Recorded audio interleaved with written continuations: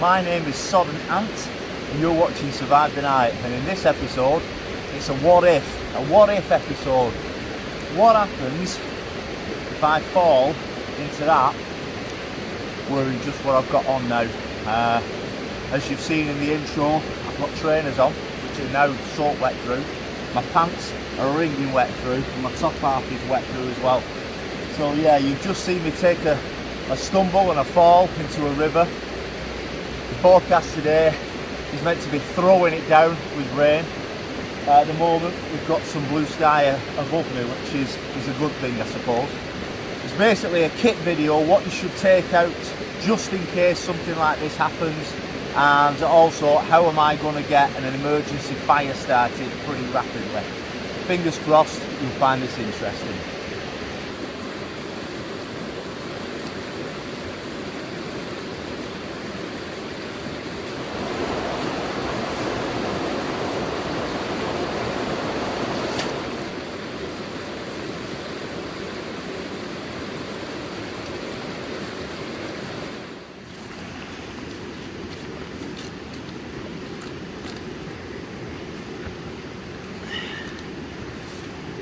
Be a nice base.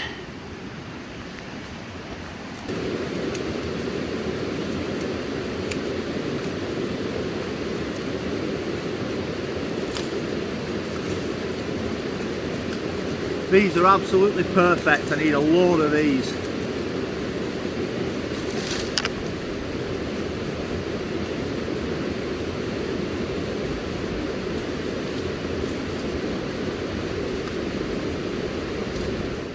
Right, let's get out of these clothes, get into something dry.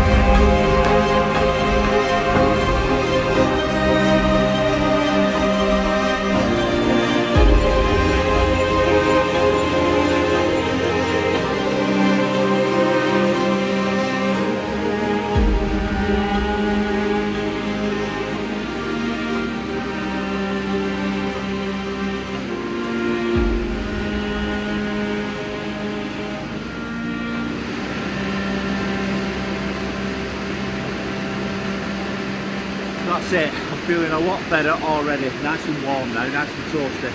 Back from my undies. So, let's get that fire cranked up and see if we can get even warmer. So you guys have probably twigged that it's a made up scenario this, but what would happen if I really did fall in there and I didn't have the correct kit with me? So I think we all need to take heed as to what we actually take when we go out on day trips, camps, things like that. Me included, I don't take nowhere near the correct gear that I should do. So I need to practice what I'm preaching here really. So I'm going to go through the gear now, what I'm going to start taking with me on day trips. Just like this one.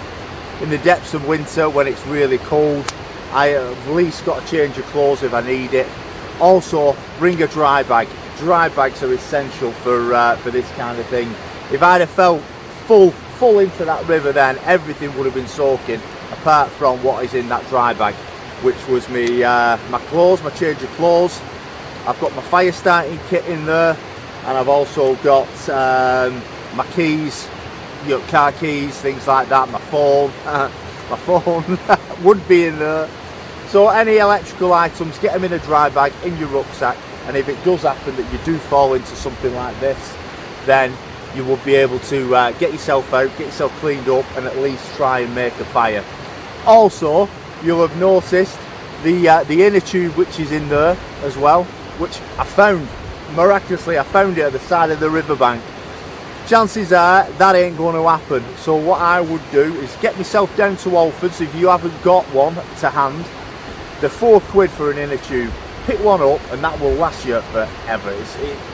It is an essential item, I would say, to starting a survival fire. Nice big chunk of it, and you'll see what I mean in a second when we start lighting it up.